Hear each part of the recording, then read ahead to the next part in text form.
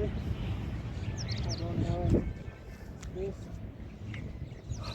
इससे बढ़िया और जगह क्या मिलेगी शीर्षासन करने के लिए। माय गॉश, ये मैंने अपना टोपा रखा और इधर आ जाओ आप। ये शीर्षासन करने के लिए ये सबसे पहला काम आपको ये करना है, ये यहाँ पे ऐसे लगाना है। कंक्रीट जमीन है।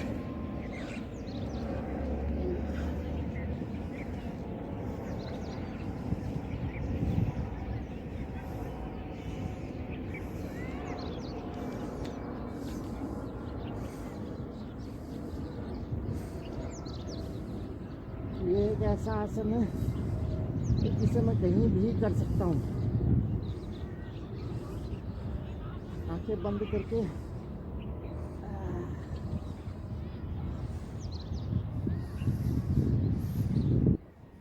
इसमें आपको ध्यान ये रखना है कि 1.5 या 2 मिनट से ज़्यादा नहीं करना है, क्योंकि इस टाइम आपके जो शरीर का जो खून है उसका फोन आ रहा है, माइंड की तरफ है। फोन आने लग गया। हो गया अभी मैं नीचे उतर, ये स्पीड से उतरा। Thank you. फोन आने लग गया, रिकॉर्डिंग फोन आ गया और डाली। गुड मॉर्निंग दोस्तों, बात कर रहे थे शैलो ब्रीथिंग और डीप ब्रीथिंग। डीप ब्रीथिंग मतलब गहरी सांस और शैलो ब्रीथिंग मतलब आपकी नॉर्मल सांस। जो हम डे टू डे लाइफ में आजकल जो हमारा लाइफस्टाइल है, पैटर्न है, तो हमारी जो सांसों का जो पैटर्न है वो शैलो ब्रीथिंग का है। Most of the time we guys taking shallow breathing. हम नाक से स्टार्ट करके और छाती तक जाती है। आप सांस लीजिए, गहरी सांस, देखिए क्या कहाँ पे जा रही है। आपका चेस्ट ऊपर हो रहा है,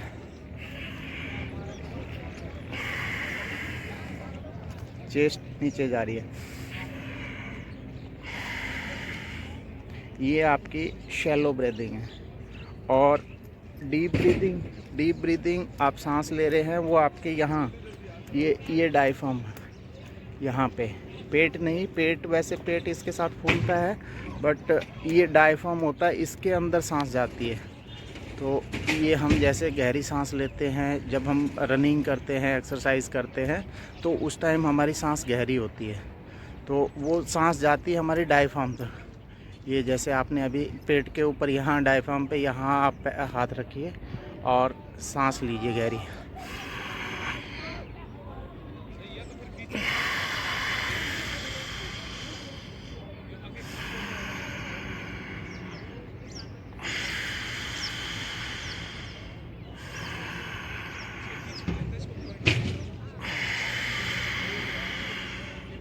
ये गहरी सांस है, ये रियल आपको इसी सांस के लिए प्रैक्टिस करना है। डे टू डे लाइफ में भी हमें गहरी सांस लेनी है और डीप ब्रीथिंग की हमें प्रैक्टिस करनी है। बट हम ज़्यादातर टाइम शैलो ब्रीथिंग करते हैं, जो कि छाती में जाती है, छाती से वापस चली जाती है, नाक से छाती तक आती है। और जब भी हमें इसे चेक करना हो तो हमें चेक करना चाहिए अपने छाती पे हाथ रख के कि सांस कहाँ तक गई। नॉर्मल हम यही सांस लेते हैं, शैलो ब्रीथिंग। डीप ब्रीथिंग के लिए हमें एक्सरसाइज करनी पड़ती है। एक्सरसाइज करते हैं जब, उस टाइम हमारी सांसें गहरी होती हैं। तो इसका यही एक फ़र्क है कि आप पेट पे या छाती पे हाथ रख के देखें, आपको पता चलेगा आप कैसे आप सांस ले रहे हो, आप गहरी सांस ले रहे हो या आप डीप ब्रीथिंग कर रहे हो।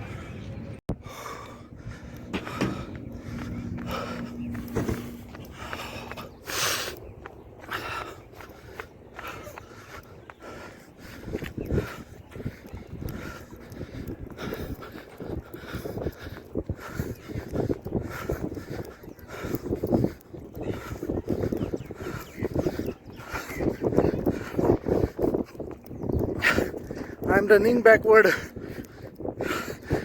रनिंग से क्या फ़ायदे, आपकी जो ये जो आपके पैर की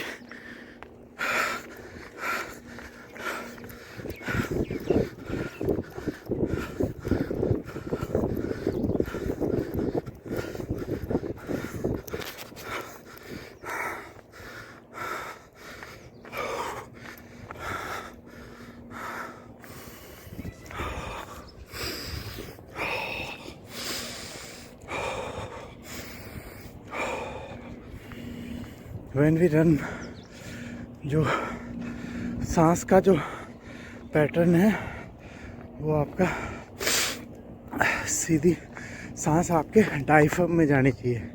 डायफ्राम ये पेट के ऊपर एक हिस्सा होता है जिसको बोलते हैं डायाफ्राम। डायाफ्राम के अंदर आपकी सांस जानी चाहिए। पूरी सांस आप नाक के थ्रू लें ऐसे, और फेंकने में आप मुंह का भी प्रयोग कर सकते हैं। बट व्हेन वी रन तो सांसों की स्पीड बढ़ जाती है। तो आपको क्या करना है,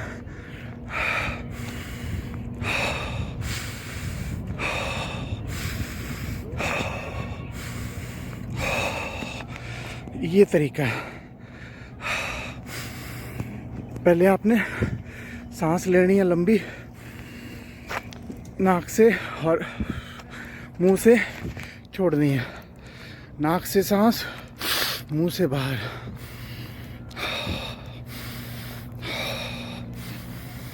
तो इससे क्या फ़ायदे होंगे, एक तो आप ज़्यादा टाइम ज़्यादा लंबे दौड़ सकेंगे, दूसरा आपकी सांस का जो पैटर्न है वो सही होगा। तो आपको गहरी सांस लेनी है, वैसे भी normal day to day life में भी, और जब स्पेशली आप एक्सरसाइज करते हैं या दौड़ते हैं तो उस टाइम भी आपको सांसों पे ध्यान रखना है। मेन आपका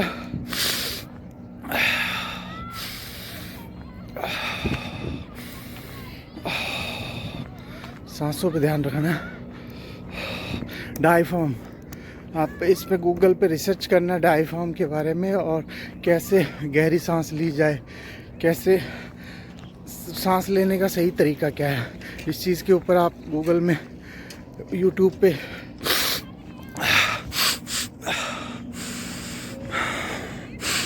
रिसर्च कीजिए और उसी हिसाब से सांस लीजिए। क्योंकि सांस लेने का जो तरीका है मोस्टली लोगों का गलत है। हम लोग क्या करते हैं,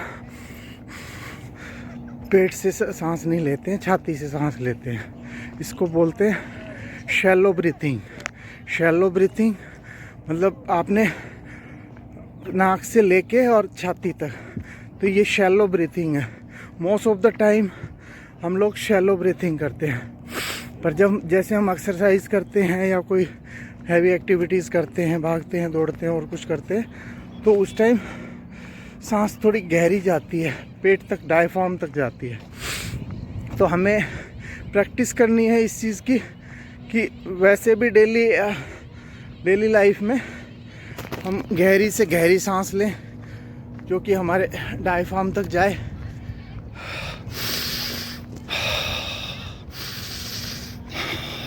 तो इसका सबसे आसान तरीका है प्रैक्टिस। आप डेली प्रैक्टिस करते रहेंगे कि सांस को गहरा लेना है। मॉर्निंग वॉक करते वक्त, दौड़ते वक्त, योगा प्राणायाम करते वक्त, तो हर समय हम इसको कॉन्शियसली, अगर कॉन्शियसली याद रखेंगे और इसकी प्रैक्टिस करते रहेंगे तो ये हैबिट बन जाएगी। हैबिट बन जाएगी, हमारे सबकॉन्शियस माइंड में फीड हो जाएगी। सबकॉन्शियस माइंड में फीड हो गई तो फिर वो आपको कॉन्शियसली करने की ज़रूरत नहीं है। महीने, 2 महीने, 3 महीने आप प्रैक्टिस करेंगे इस चीज़ पे तो ये आपके सबकॉन्शियस में फीड हो जाएगी। दोस्तों, आपको पता है कि हमारा माइंड, मन किस तरह से काम करता है। एक जो डेली एक्टिविटीज़ में जो चीज़ें हम करते हैं वो हमारा कॉन्शियस माइंड होता है, और ये कॉन्शियस माइंड सिर्फ 10% है। 90% हमारा अनकॉन्शियस माइंड है। अनकॉन्शियस माइंड में जो भी हमारी एक्टिविटीज़, हैबिट है हमारी, वो हमारी सबकॉन्शियस माइंड में स्टोर होती रहती हैं। तो सबकॉन्शियस माइंड में जो चीज़ें चली गई, एक बार हमने हैबिचुअल करते करते करते चीज़ों को अपने सबकॉन्शियस माइंड में अगर हमने फीड कर दिया, तो फिर हमें किसी चीज़ की ये नहीं रहती कि भाई इस चीज़ को कॉन्शियसली करना, वो अपने आप होने लगती है। तो सबकॉन्शियस माइंड और कॉन्शियस माइंड का यही फ़र्क है कि आपको प्रैक्टिस के थ्रू कोई भी चीज़ को, किसी चीज़ को हम याद कर रहे हैं तो बार बार पढ़ रहे हैं या दोहरा रहे हैं, तो उससे वो हमारे सबकॉन्शियस माइंड में चली जाती है। तो यही एक तरीका है चीज़ों को सबकॉन्शियस माइंड में फीड करने का।